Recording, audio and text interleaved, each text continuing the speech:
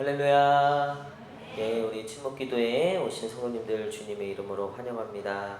우리 마음에 손을 얹고 하나님께 한번 이렇게 고백했으면 좋겠습니다. 우리 하나님께 사랑합니다. 감사합니다. 시작. 사랑합니다. 감사합니다. 우리 앞뒤 좌우 성도님들 한번 바라보시면서 이렇게 인사했으면 좋겠습니다. 천대까지 주의 복이 임할 겁니다. 시작. 천대까지 주의 복이 임할 겁니다. 아멘. 우리 말씀 보도록 하겠습니다. 에베소서 4장 15, 16절이에요. 에베소서 4장 15, 16절.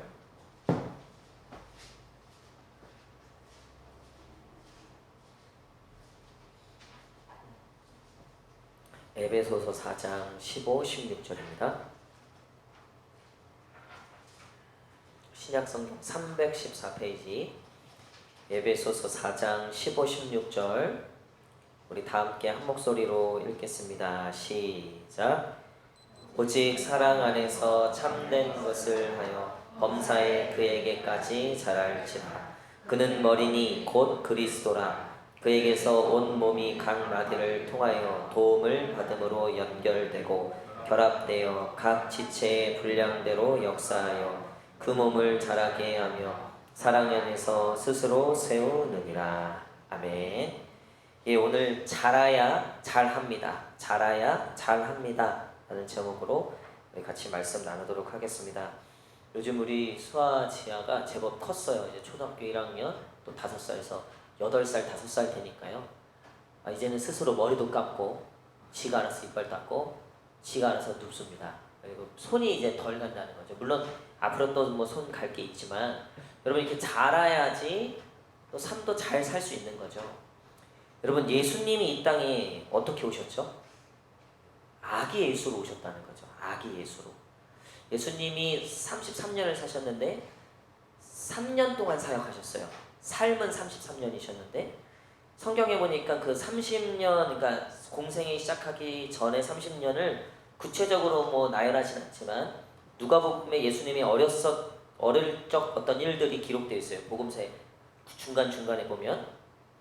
근데 예수님께 대해서 이런 얘기가 있어요. 아이가 자라며 심령이 강하여지며 이스라엘에게 나타나는 날까지 빈들에 있느니라. 그러니까 아이가 누구죠? 예수님을 의미하죠. 또 아이가 자라며 강하여지고 지혜가 총명하며 하나님의 은혜가 그 위에 있더라. 그러니까 예수님도 자라야 하는 시기가 있었다는 거죠. 물론 이제 이거는 육적인 것도 있고 또 지혜도 있고, 왜냐하면 예수님이 이 땅에 인간으로 오셨기 때문에 갑자기 뿅 하고 그 완전체의 모습으로 오신 게 아니에요. 물론 아기시면서도 완전한 하나님이셨지만 예수님은 이 땅에서 우리의 삶을 보여주신 거예요. 여러분 예수님도 자라는 시간이 필요했고 배워야 되는 시간이 있었고 그 삶을 살아가야 되는 분명한 그 시간들이 있었다는 거죠.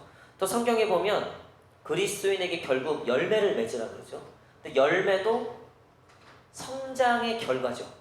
자라지 않으면 열매가 없죠. 오늘 우리 그 전도팀하고 우리 교역자들하고 같이 이렇게 식사를 좀 했는데 밥 다 먹고 전사님이 목사님 여기 카페를 가자고 굉장히 자신 있게 믿음으로 거의 선포하듯이 이렇게 해서 제가 이제 원래 딴 데를 가려고 했는데 전사님 쫓아갔어요.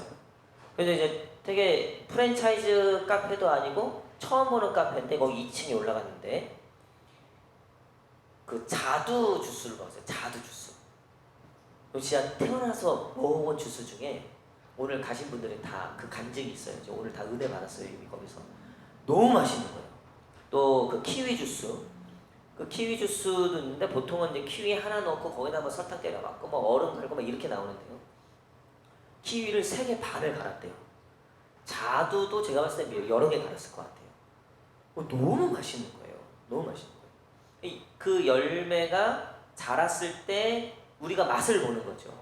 거기서 우리가 그 자란 그 혜택을 보는 거죠. 그 키우기까지는 얼마나 어려웠을까요? 그 가꾸기까지는 얼마나 힘들었을까요? 근데 그게 다 자라면 잘 되는 거예요. 그게 자라면 분명히 그 역할을 하고 그 기능을 하고 그 혜택을 보게 된다는 거죠. 열매를 맺어야 된다고 그리스도인에게 말씀하셨는데 이 열매를 맺는다는 건 결국 우리가 자라야 한다는 것을 의미해요.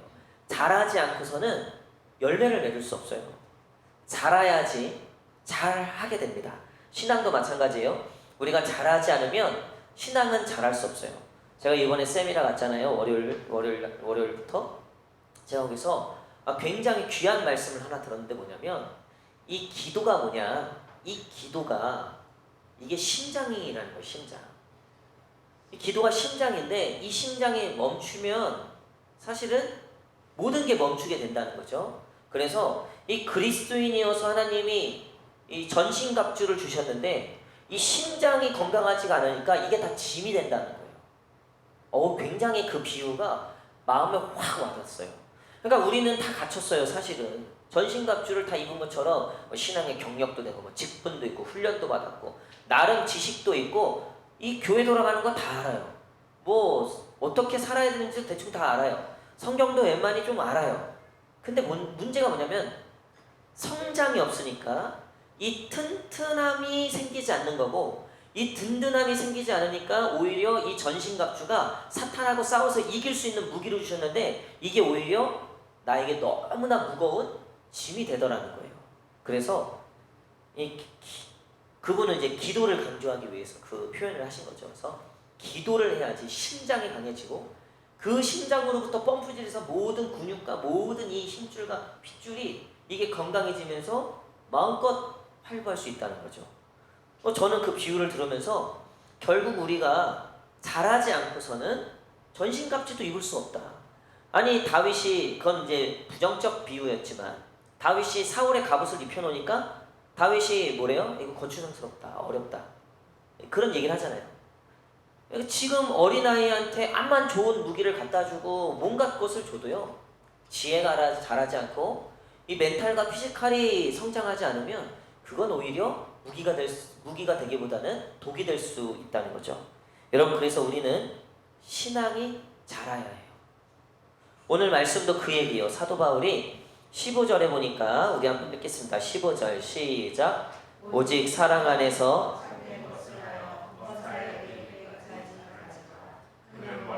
곧 그리스도라. 아멘. 사도 바울도 에베소 성도들에게 또 우리에게 너희가 자라야 한다 라고 얘기하고 있어요. 사실 이 자라야 한다는 건 성경에서 우리에게 끊임없이 얘기하는 거예요. 성장하고 열매를 맺고 자라야 하는데 어떻게 자라나, 무엇으로 자라야 하는가에 대해서 오늘 성경은 이야기하고 있어요. 여러분 우리가 신앙 안에서 자라야 할 것들이 있는데 그 자라야 할 것들, 성장해야 되는 것들이 무엇인가? 말씀을 많이 외우는 건가? 또 우리가 봉사를 많이 하는 건가? 또 헌금을 많이 하는 건가? 여러 가지가 있을 수 있지만요. 오늘 사도 바울은 그 성도가 자라야 하는데 어떻게 자라야 되는지에 대해서 얘기하고 있어요. 첫 번째는 뭐냐면 주님과의 이 관계가 자라야 한다는 거예요. 우리 한번 따라하겠습니다. 주님과의 관계가 자라야 한다. 시작. 주님과의 관계가 자라야 한다. 15절에 보니까 그에게까지 자라야 한다. 그는 그리스도라라고 되어 있어요. 여러분 우리가 하나님과의 관계의 성장이 없으면 당연히 우리 신앙의 성장이 있을 수 없습니다. 부모와의 이 유착 관계에 이 부모와의 신뢰 관계의 성장이 없으면 아이는 제대로 성장할 수 없는 것처럼 우리가 하나님과의 관계의 성장, 자람이 없으면 신앙은 자랄 수 없다는 거죠. 여러분 보통 우리가 나무가 자라거나 우리가 자랄 때 그 자라는 게 보입니까? 거의 안 보여요. 우리 아이들이 언제 이렇게 컸지?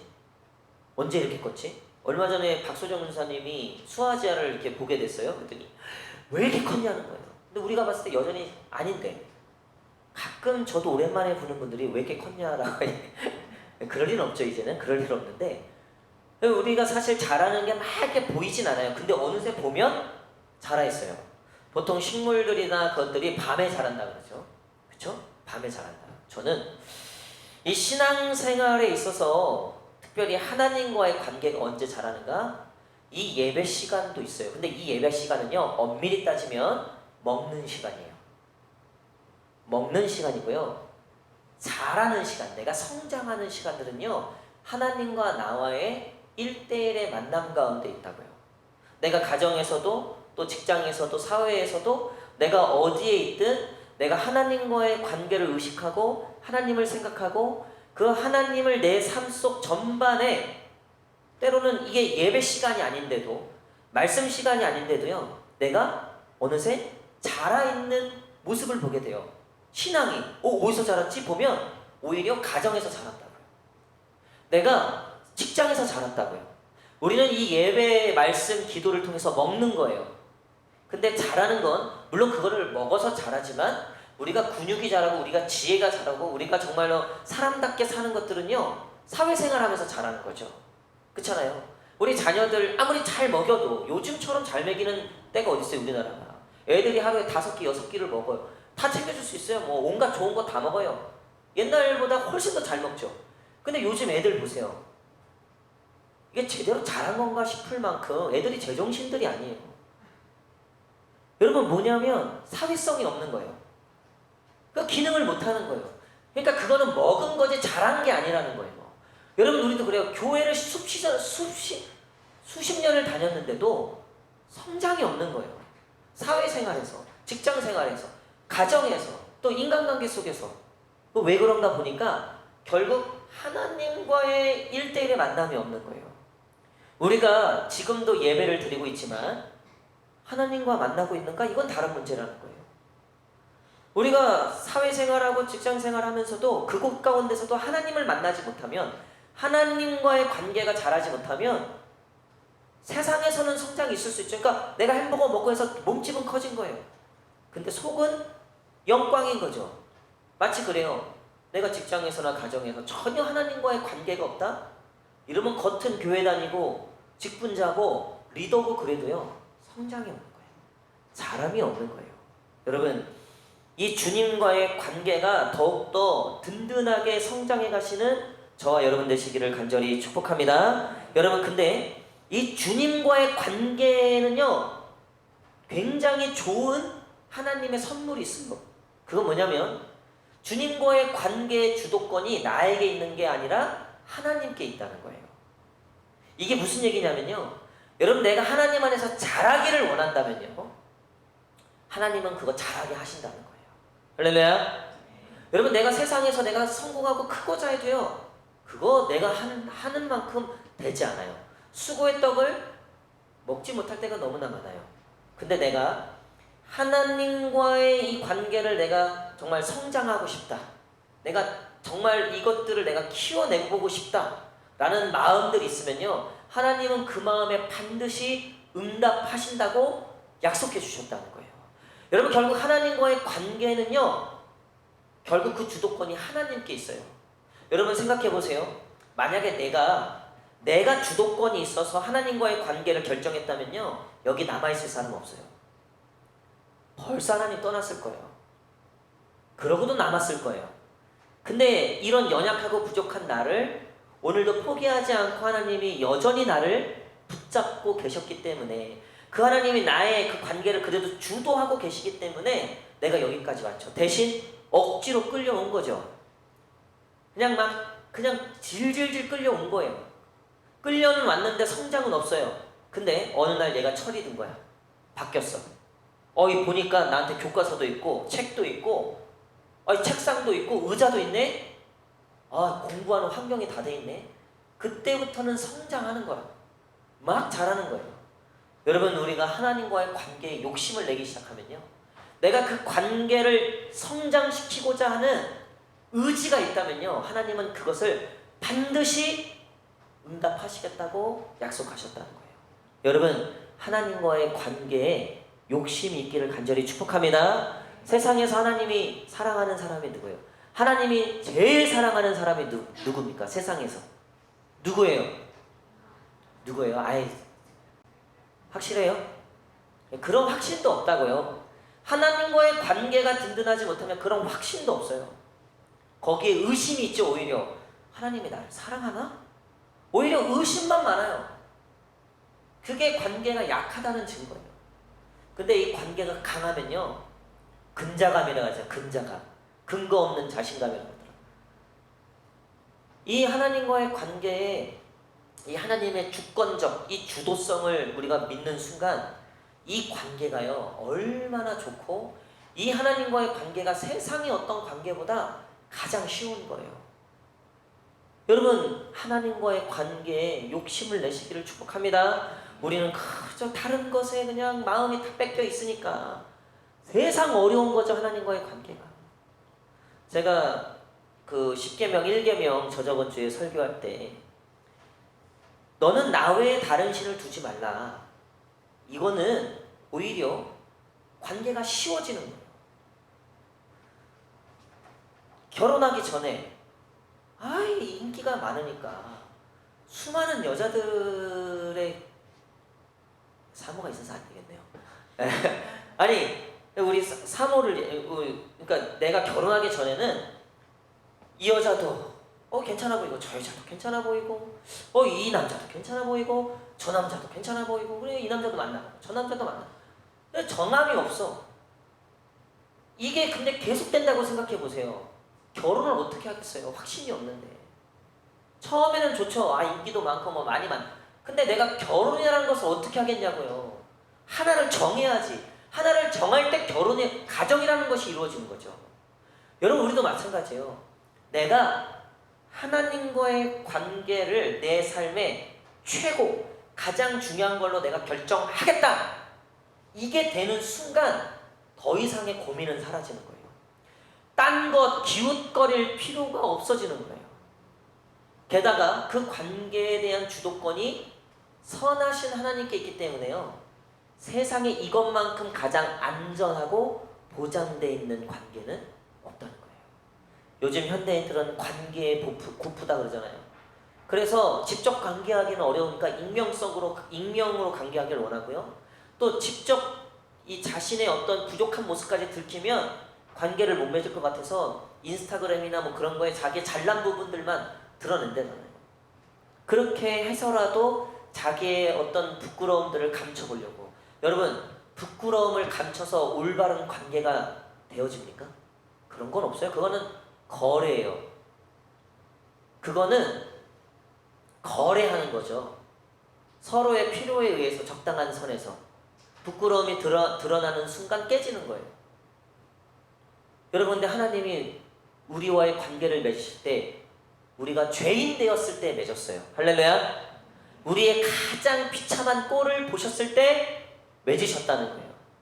여러분, 이 사실이 회복되기를, 이 하나님의 관계의 은혜가 회복되기를 간절히 축복합니다. 밤에 잘한다 그랬잖아요. 저는 이 침묵 기도의 시간이 하나님과의 그 관계를 다시 돌아볼 수 있는 시간이라고 봐요. 우리가 중언부언하지 않고 정말 고요하게 하나님과의 하나님의 그 관계만을 우리가 집중할 수 있는 그런 시간. 침묵 기도 가운데 대침묵이라는 게 있어요. 대침묵. 그거는 이제 완전히 아무 반주도 없고 그냥 완전히 조용하고, 그때는 불을 다 꺼요. 그래서 오늘은 우리가 대침묵 해보려고 그래요. 그때는 불을 다 꺼주세요. 옆에 기둥불 빼고 다 꺼주세요. 그리고 오직 하나님만 바라보는 거예요. 하나님만 생각하는 거예요. 그 관계만.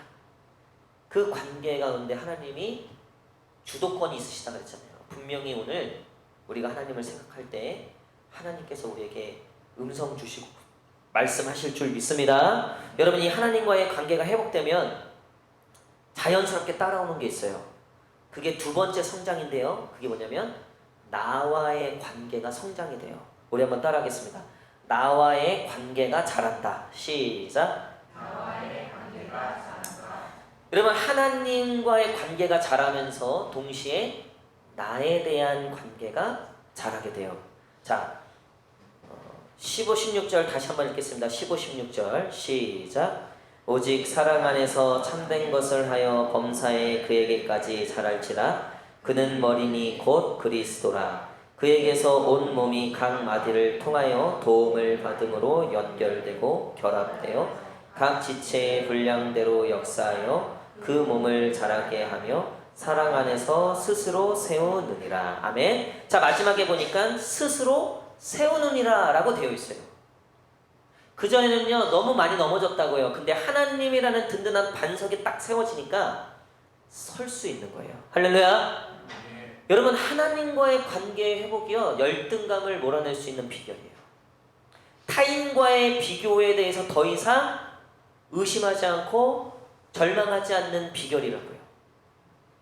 하나님은 우리의 그것을 회복시켜 주시는 분이에요. 그래서 하나님과의 관계가 회복된 사람들의 특징이 있어요. 자신에 대해서 회복이 돼요. 그전에는 자신에 대해서 열등감이 굉장히 많았는데, 제가 오늘 전도사님한테 들은 얘기인데, 요즘 이제 그 뭐 손톱, 네일 아트 뭐 이런 거 있잖아요. 요즘에는 이 치아에도 무슨 뭘 한대요. 여기다 뭘 붙이고 막 이런대요. 그러면서 그 전사님이 하는 얘기가 뭐냐면, 요즘 뭐 많이 가난한가 봐요, 마음이.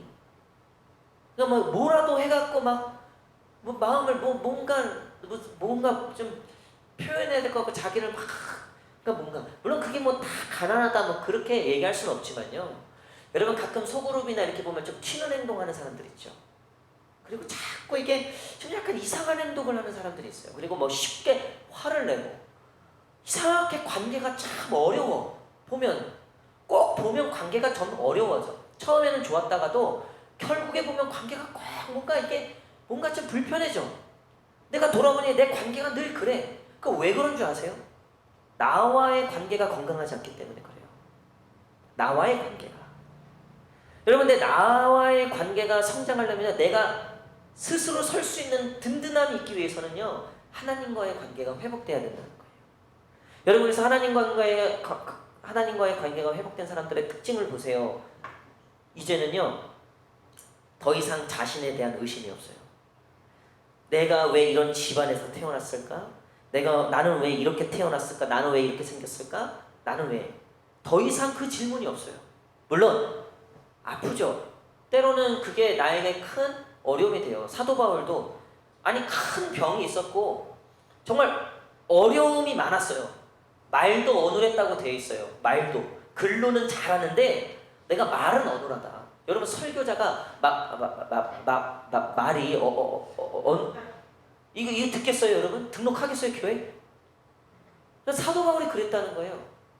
얼마나 본인이 아무리 잘 배우고, 그러니까 어떤 학자가 이렇게 얘기해요. 사도 바울이 이제 나중에 자신의 약점을 고백하잖아요. 그래서 이것들을 자기가 극복하려고 독하게 공부했다는 거예요. 그리고 막 앞장서서 예수님 믿는 사람들 막 죽이고 다녔다. 인정받고 싶어서. 이 인정 욕구. 그런 거로 채우기 위해서. 그러니까 막 여기다 이빨에다 붙이고 막 눈 째고 막 이래야지 사람들이 예쁘게 봐줄 것 같고 좋게 봐줄 것 같고. 물론 우리 가운데 그런 연약함들이 있을 수는 있어요. 저도 그렇고 다 있어요. 왜 하나님이 때로는 나에게 이런 것들을 주셨을까? 사도 바울도 그렇다는 거예요. 왜 내게 이런 가시를 주셨을까? 근데 나중에 보니까 이 하나님과의 관계가 온전히 회복되다 보니까 이것이 오히려 나의 강함이 되었고, 내가 하나님과의 관계를 더욱더 단단하게 할 수 있는 이유가 되었고, 그것이 오히려 내 사역에 힘이 되었다. 그것이 오히려 나에게 큰 은혜가 되었다. 할렐루야. 여러분, 잘난 사람들은요, 아무 흠이 없어 보이는 사람들은요, 사실 하나님께 감사하기가 어려워요. 오히려요, 비판하고 정죄하는 게 더 많아요. 자기는 흠이 없거든요. 자기는 다 잘났거든요. 나는 오라. 제가 제일 경계하는 사람이에요. 나는 무조건 오라. 내 말이 다 맞아. 저는 그런 분들하고 웬만하면 대화 안 해요. 이미 그거는 아직 하나님과 관계가 정리 안 된 거예요, 그 사람은. 그거를 그렇게 그게 진리라고 생각하는 사람들은 그거 괜히 거기에 섞일 필요도 없어요, 여러분. 싸울 필요도 없어요.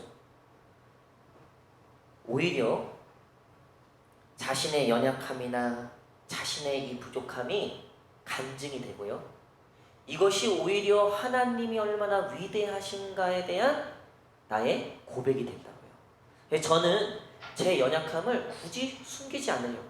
그래서 제가 목회 나올 때 주변 목사님들이 35살에 담임 목회를 나오니 몰라도 아는 척해라, 알아도 아는 척하고, 알면 더 아는 척하고, 성도에게 절대 흠잡히지 말고, 절대 틈을 보이지 말고, 언제나 거룩하게, 특히 윤 목사는 젊어 보이고 어려 보여서 머리를 까고 흰머리를 일부러 남기고 뭐 이렇게 해요. 근데 제가 암만 생각해봐도요, 저 그거 못해요. 그리고 다 들켜요. 그게 더 추한 거예요. 아니 하나님이 나를 사랑하시고 하나님이 나를 지키시는데 여러분들이 왜 무서워요? 하나님이 너 아니야 하면 그게 제일 무서운 거지. 사람이 너 아니야 그걸 왜 무서워해요? 걔가 뭐 알아서 판단, 그 사람이 알아서 심판받겠죠. 그 사람이 맞으면 하나님이 칭찬하실 거고 그 사람이 틀리면 하나님이 심판하실 거고 우리가 그걸 신경 쓸 거고 왜 그거에 막 흔들리냐면 자기가 건강하지 않기 때문에 하나님과의 관계가 든든히 서 있지 않기 때문에 그래요. 여러분 기가 막힐 웅덩이에 빠져 있어도 내가 사자굴에 떨어져도요 내가 풀무불에 들어가도요 왜 그 자신감이 어디서 나오냐고요. 그 담대함 떳떳함이 어디서 나오냐고요. 왕 앞에서도 어디서 그런 담대함이 나오냐고요. 그건 하나님과의 관계가 분명하게 깨어있기 때문에 그래요. 그래서 자아가 건강한 거예요. 하나님의 형상이 회복되는 거예요. 그래서 스스로 서게 되는 거예요. 여러분 전신갑주를 입기 전에 에베소서에 보면 서서 진리의 띠를 띠고라고 되어 있어요. 이 전신갑주 입기 전에 해야 되는 역할이 있어요. 서야 돼요. 그러니까 제가 신학교 가니까 전도사는 됐는데 얘가 안 서 있는 거예요. 그러니까 사역은 주어졌어요.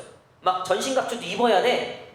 버거운 거에 막 견디질 못하는, 사역을 막 견뎌내질 못하는, 막 부장님 뭐 교사들과 뭐 아이들과 뭐냐 막 이런 어떤 일들을 견뎌내질 못하는 거예요. 물론 저도 첫 사역 때 많이 울었어요.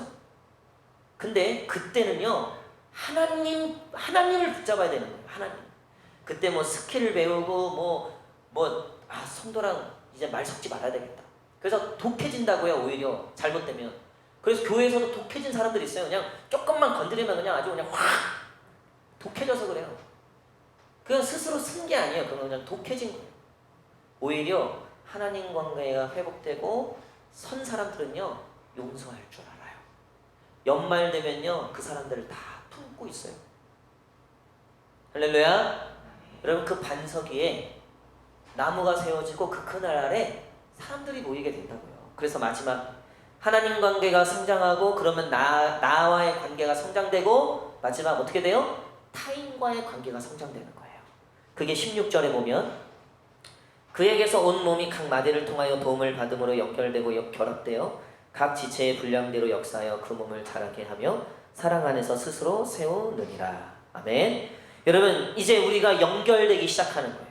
그리스도 안에서 드디어 연결되기 시작해요. 요즘에는요 성도들도요 얼마나 개인주의가 심해요. 왜요? 그냥 인간관계 자체가 싫은 거야. 그래서 요즘에 가난한 성도들 많다 그러잖아요. 교회 안 나가. 그리고 교회 나가더라도 나 건들지 마. 나 건들지 마. 이게 요즘 성도들의 모토라는 거예요. 그래서 대형교회에 많이 몰린다는 거예요. 왜? 익명성이 보장되잖아요. 저도 대형교회에서 사역해봤지만요 사실 그 성도들 그 목사님이 왜 이름 다 외우겠습니까? 쉽지 않아요. 누가 왔다 갔는지도 잘 몰라요. 그래서 교구 목사님들이 책인데 한 교구당 맡은 사람이 500명이야. 여러분 제가 중등부 할 때 제일 많이 맡았을 때가 287명이었어요. 애들이. 이름 제가 다 외웠을까요? 다 외우기 전에 애들 떠난 애들도 있고 또 들어온 애들도 있고 쉽지 않아요. 그러니까 이제 대형교회 얼마나 좋아요. 돈 터치미. 나 건드리지 마. 내가 알아서 내가 가고 오고 할 테니까. 여러분 그런 교회는요 건강한 교회가 아니죠. 우리도 그렇죠. 여러분 우리가 이 하나님과의 관계가 성장하고 나와의 관계가 성장하면요 드디어 타인과의 연결이 된다고요. 이제 타인의 약함과 연약함이 보이기 시작한다고요. 우리가 소그룹 나눔을 시작했을 때 그 소그룹 나눔에서 나의 연약함을 고백할 수 있는 소그룹이 됐다? 여러분 그 소그룹 정말 사모하세요. 그거 여러분 인생에 너무나 소중한 소그룹이에요.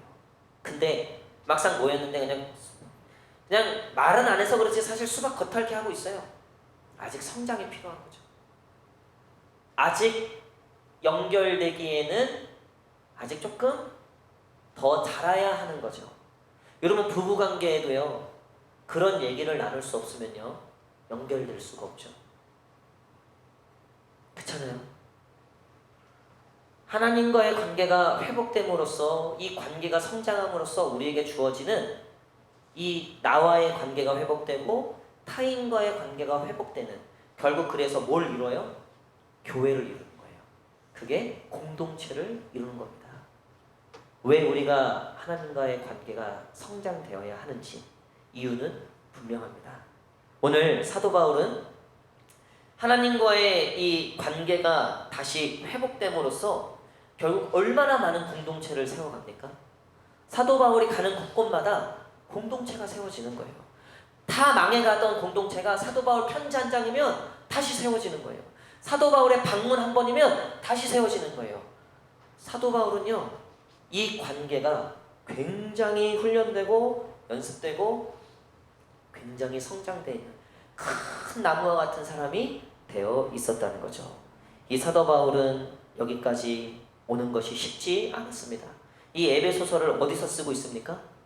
로마의 감옥에서 쓰고 있죠.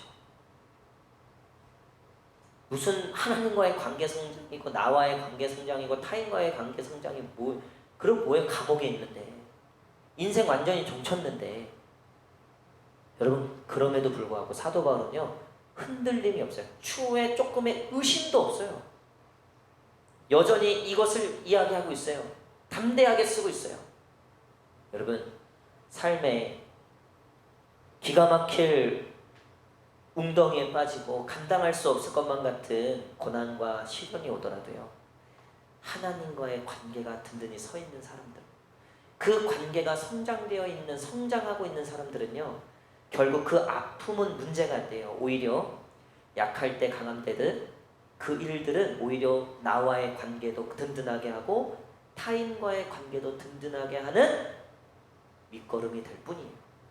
여러분 그런 저와 여러분 오늘 이 침묵기도의 시간에 하나님과의 관계가 성장하는 오늘 하나님께 깊이 들어가세요. 하나님과의 이 임재 가운데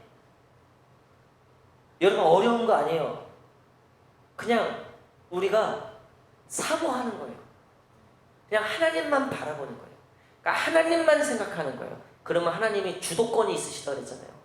하나님이 응답하실 거예요. 그것들을 하나님이 인도해 가실 거예요.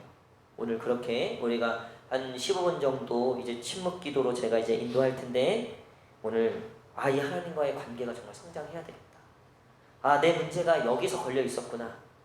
오늘 그 모든 것의 시작, 하나님과의 관계의 성장, 자랑.